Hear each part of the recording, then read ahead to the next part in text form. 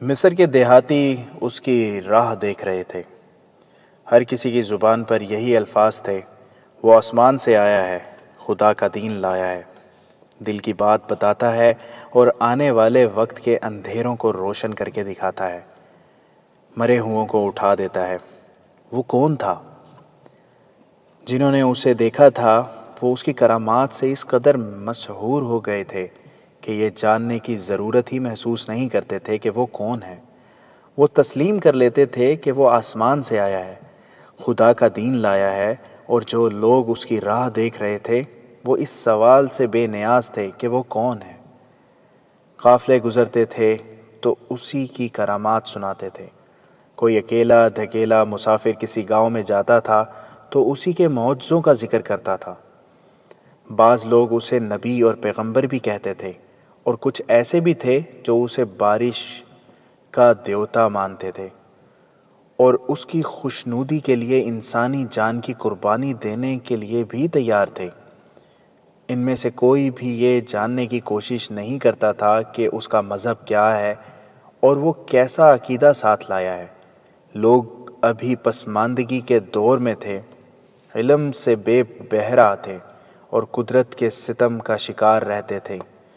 انہیں جہاں امید بنتی تھی کہ ان کے مصائب کا حل موجود ہے، وہاں جا سجدہ کرتے تھے۔ ان کی اکثریت مسلمان تھی۔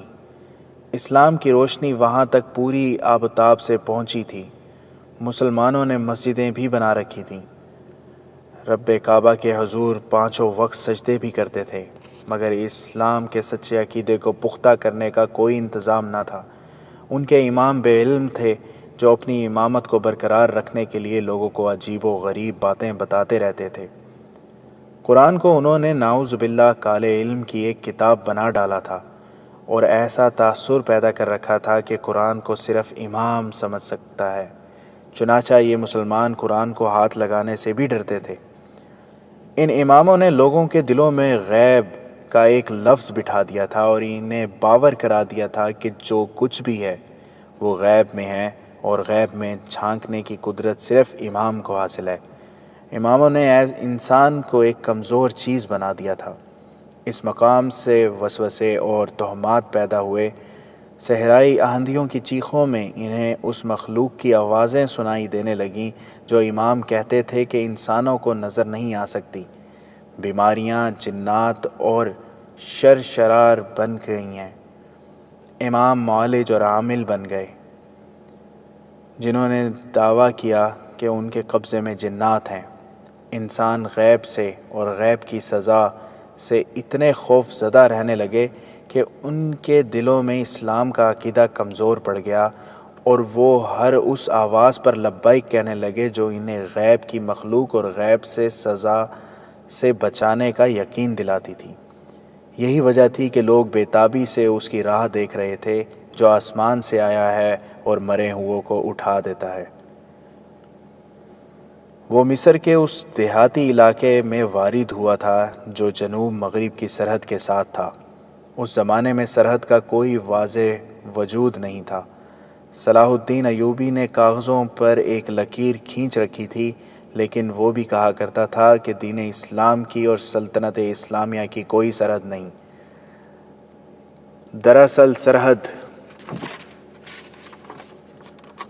دراصل سرحد عقیدوں کے درمیان تھی۔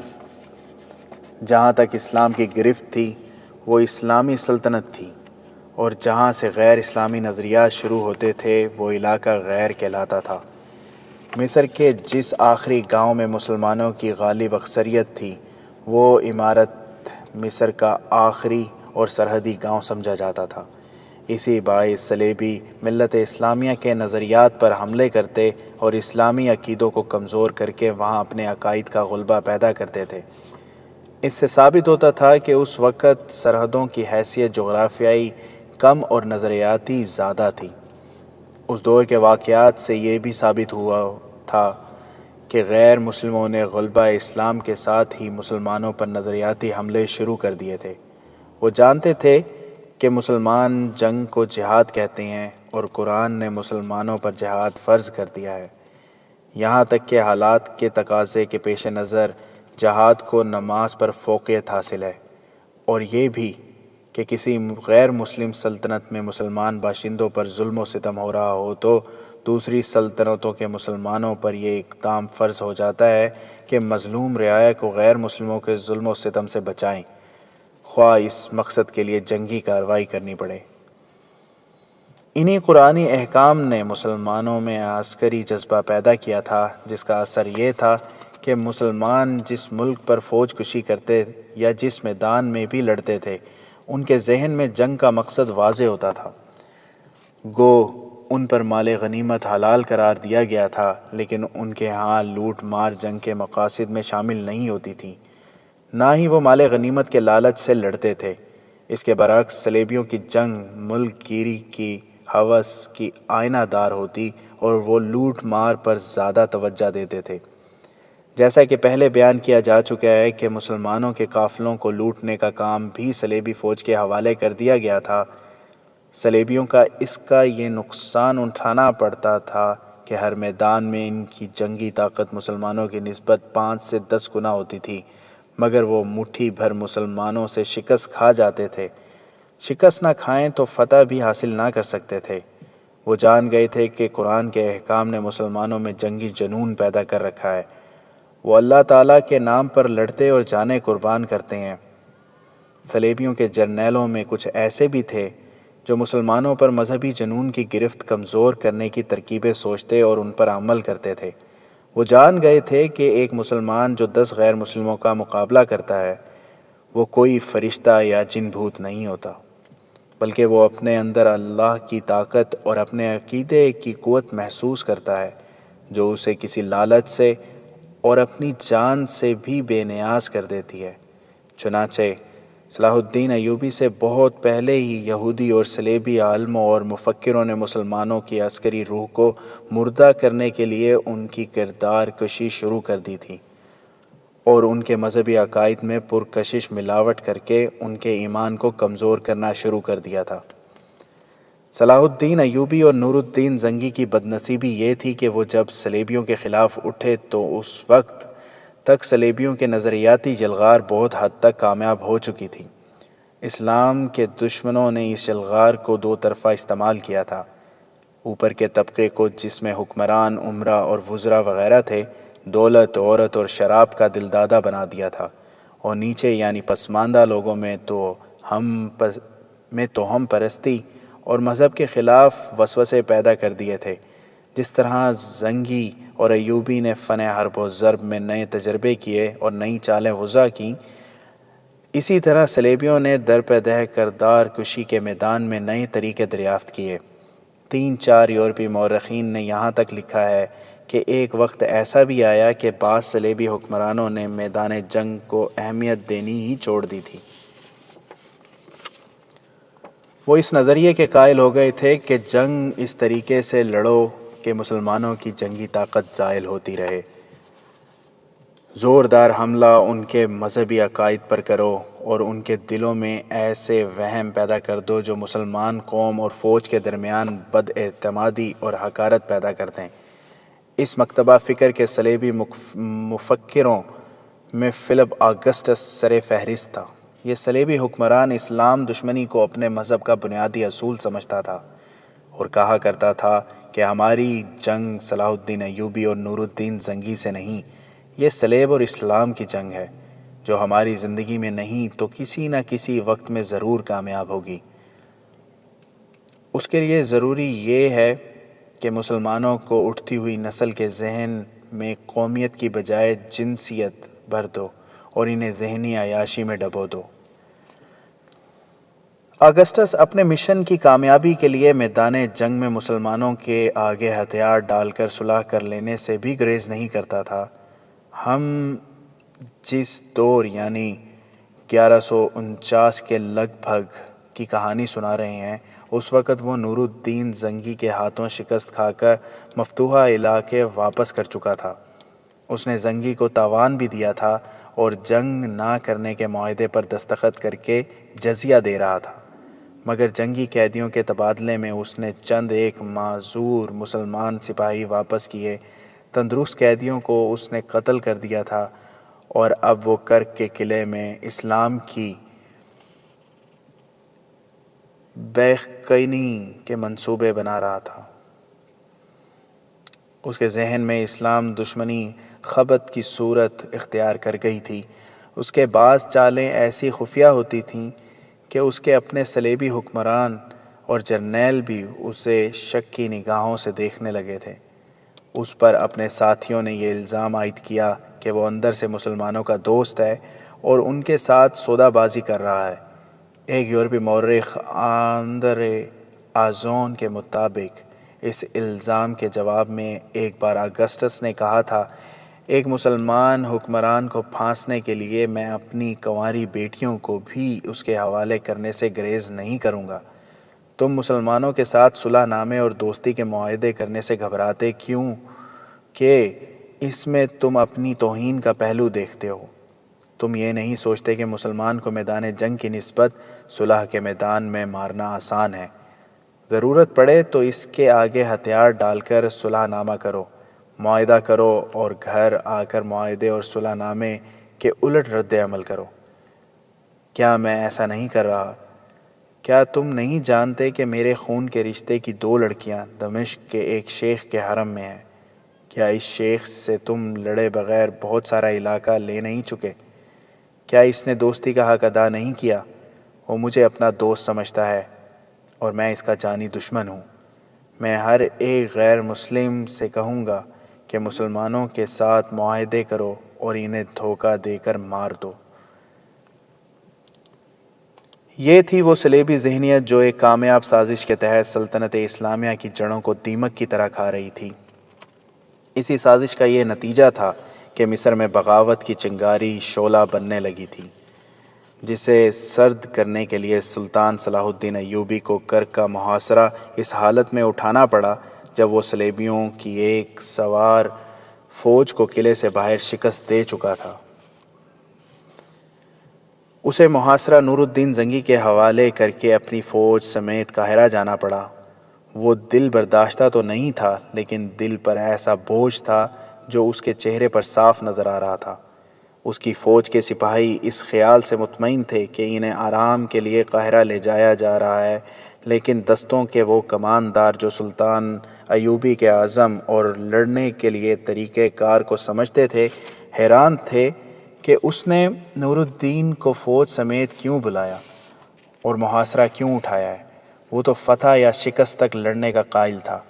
اس کے ہیڈ کوارٹر کے 2-3 سالاروں کے سوا کسی کو علم نہیں تھا کہ مصر کے حالات بہت خراب ہو گئے ہیں اور سوڈان میں تقی الدین کا حملہ ناکام ہو گیا ہے اور اسے خیریت سے پیچھے ہٹانا ہے۔ سلطان ایوبی کے ساتھ علی بن سفیان بھی تھا، وہی مصر کے اندرونی حالات کی رپورٹ لے کر آیا تھا۔ سلطان صلاح الدین ایوبی نے کرک سے کوچ کے حکم کے ساتھ یہ حکم بھی دیا تھا کہ راستے میں بہت کم پڑاؤ کیے جائیں اور کوچ بہت تیز ہوگا۔ اس حکم سے سب کو شک ہوا تھا کہ کچھ گڑبڑ ہے۔ سفر کی پہلی شام آئی، فوج رات بھر کے لیے رک گئی۔ سلطان ایوبی کا خیمہ نصب ہو گیا تو اس نے اپنے اعلیٰ کمانڈروں اور اپنی مرکزی کمان کے عہدیداروں کو بلایا۔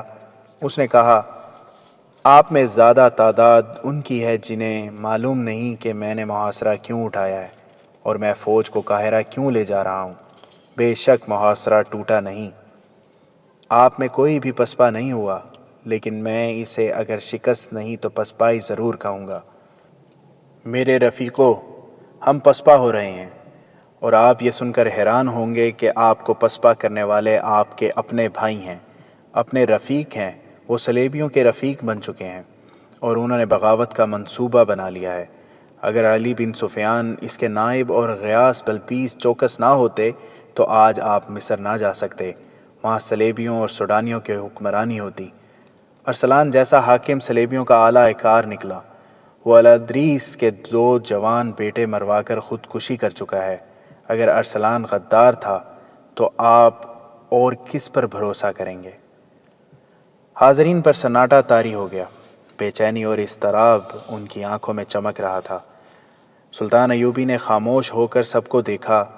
اس دور کا ایک واقعہ نگار قاضی بہاؤالدین شداد کسی غیر مطبوعہ تحریر کے حوالے سے لکھتا ہے کہ 2 قندیلیوں کی کانپتی ہوئی روشنی میں سب کے چہرے اس طرح نظر آ رہے تھے جیسے ایک دوسرے کے لیے اجنبی ہوں۔ وہ آنکھ بھی نہیں جھپکتے تھے۔ سلطان ایوبی کے الفاظ سے زیادہ اس کا لب و لہجہ اور انداز ان پر اثر انداز ہو رہا تھا۔ سلطان ایوبی کی آواز میں روز والا جوش نہیں بلکہ لرزہ سا تھا جو سب کو ڈرا رہا تھا۔ اس نے کہا، میں یہ کہہ کر کہ آپ میں بھی غدار ہیں معافی نہیں مانگوں گا۔ میں آپ کو یہ بھی نہیں کہوں گا کہ قرآن پر حلف اٹھاؤ کہ آپ اسلام اور سلطنت اسلامیہ کے وفادار ہیں۔ ایمان بیچنے والے قرآن ہاتھ میں لے کر بھی وفاداری کا یقین دلایا کرتے ہیں۔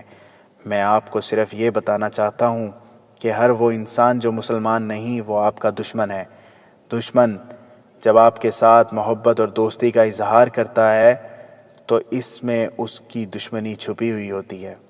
وہ آپ کو آپ کے بھائیوں کے خلاف اور آپ کے مذہب کے خلاف استعمال کرتا ہے، اور جہاں اسے مسلمانوں پر حکومت کرنے کا موقع ملتا ہے وہ مسلمان مستورات کی عصمت دری اور اسلام کی بیخ کنی کرتا ہے۔ یہی اس کا مقصد ہے۔ ہم جو جنگ لڑ رہے ہیں یہ ہماری ذاتی جنگ نہیں، یہ ذاتی حکمرانی قائم کرنے کے لیے کسی ملک پر قبضہ کرنے کی کوشش نہیں، یہ دو عقیدوں کی جنگ ہے، یہ کفر اور اسلام کی جنگ ہے۔ یہ جنگ اس وقت تک لڑی جاتی رہے گی جب تک کفر یا اسلام ختم نہیں ہو جاتا۔ گستاخی معاف سالار اعظم، ایک سالار نے کہا، اگر ہمیں ثابت کرنا ہے کہ ہم غدار نہیں ہیں تو ہمیں مصر کے حالات سے آگاہ کریں، ہم عمل سے ثابت کریں گے کہ ہم کیا ہیں۔ ارسلان فوج کا نہیں انتظامیہ کا حاکم تھا۔ آپ کو غدار انتظامی شعبوں میں ملیں گے، فوج میں نہیں۔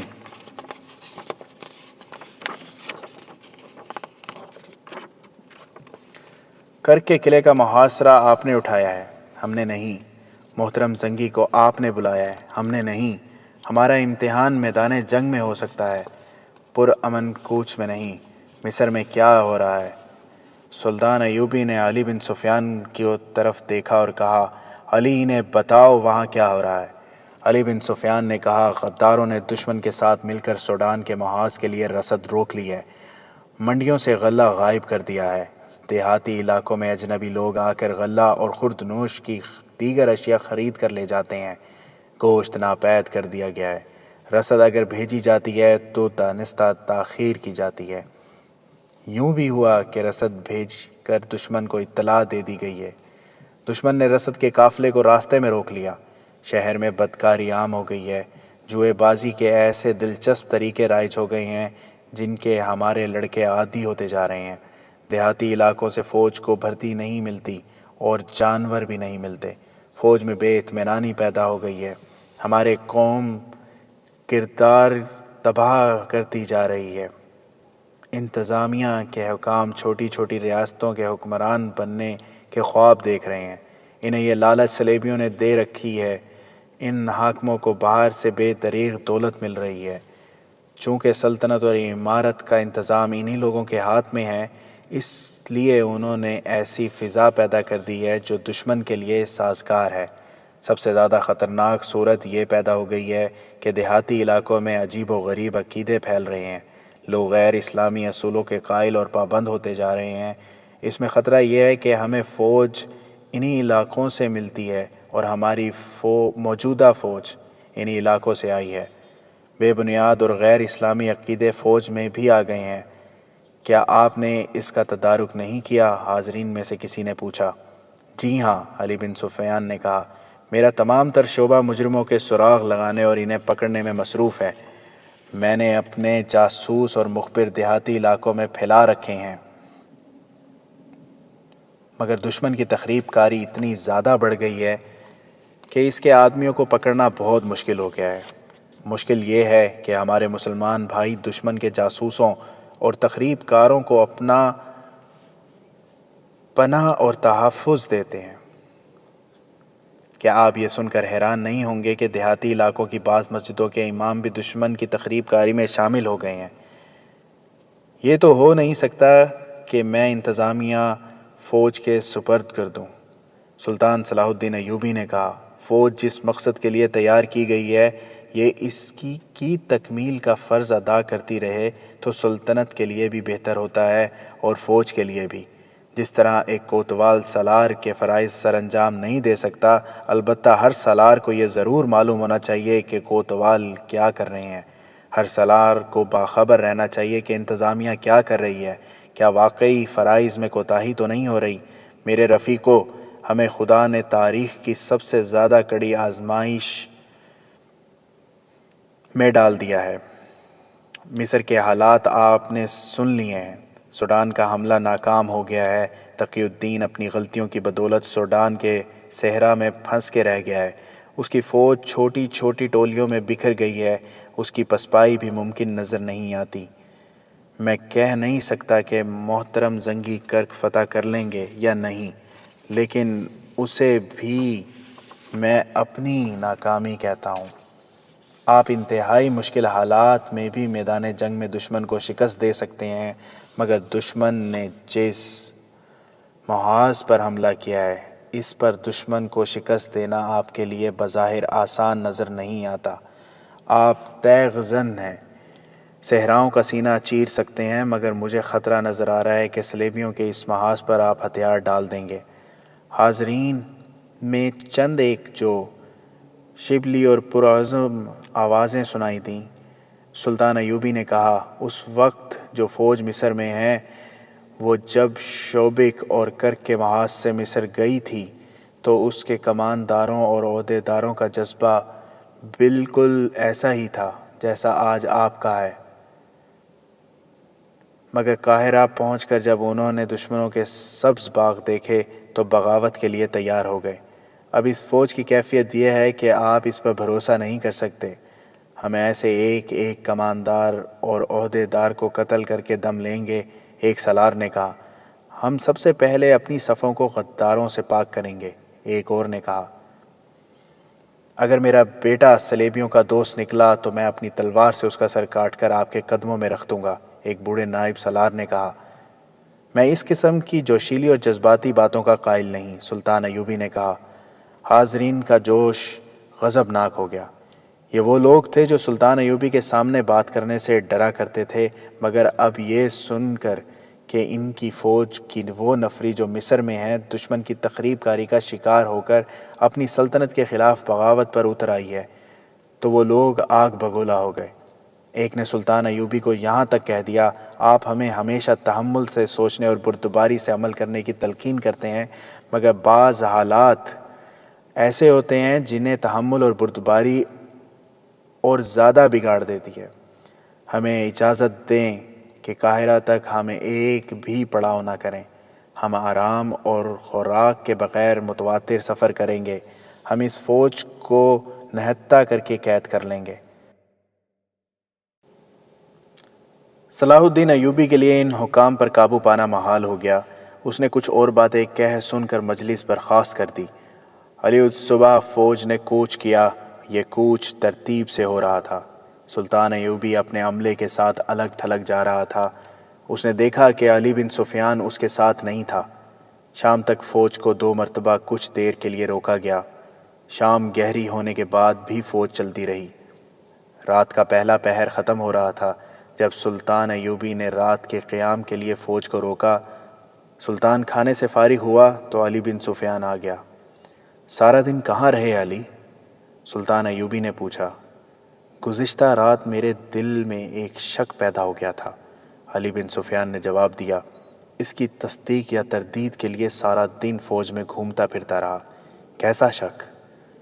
آپ نے رات دیکھا نہیں تھا کہ تمام سالار، کماندار اور عہدیدار کس طرح اس فوج کے خلاف بھڑک اٹھے تھے جو مصر میں ہے؟ علی بن سفیان نے کہا، مجھے شک ہونے لگا تھا کہ یہ اپنے دوستوں کو بھی اسی طرح بھڑکائیں گے۔ میرا شک صحیح ثابت ہوا۔ انہوں نے تمام تر فوج کو مصر کی فوج کے متعلق ایسی باتیں بتائی ہیں کہ تمام فوج انتقامی جذبے سے مشتعل ہو گئی ہے۔ میں نے سپاہیوں کو یہ کہتے سنا ہے کہ ہم محاذوں پر زخمی اور شہید ہوتے ہیں اور ہمارے ہی ساتھی قاہرہ میں عیش کرتے اور اسلامی پرچم کے خلاف علم بغاوت بلند کرنا چاہتے ہیں۔ ہم جاتے ہی انہیں ختم کریں گے، پھر سوڈان میں پھنسی ہوئی فوج کی مدد کو پہنچیں گے۔ قابل صد احترام امیر، اگر ہم نے کوئی پیش بندی نہ کی تو قاہرہ میں پہنچتے ہی خانہ جنگی شروع ہو جائے گی۔ ہماری یہ فوج انتقامی جذبے کے زیر اثر غصے میں ہے اور ہماری مصر والی فوج پہلے ہی بغاوت کے بہانے ڈھونڈ رہی ہے۔ مجھے اس پر تو خوشی ہے کہ مسلسل مارکوں کی تھکی ہوئی اس فوج میں یہ جذبہ پیدا ہو گیا ہے، سلطان ایوبی نے کہا، مگر ہمارا دشمن یہی چاہتا ہے کہ ہماری فوج دو حصوں میں بٹ کر آپس میں ٹکرائے۔ وہ گہری سوچ میں پڑ گیا، پھر کہنے لگا، جب ہم قاہرہ سے خاصا دور ہوں گے تو میں ذمہ دار اور ذہین قاصد بھیج کر مصر والی فوج کو کسی دوسرے راستے سے کرک کی سمت کوچ کا حکم دے دوں گا۔ شاید میں خود آگے چلا جاؤں اور اس فوج کو کوچ کرا دوں تاکہ یہ فوج جو ہمارے ساتھ ہے جب وہاں پہنچے تو وہاں اسے اس فوج کا کوئی سپاہی نظر نہ آئے۔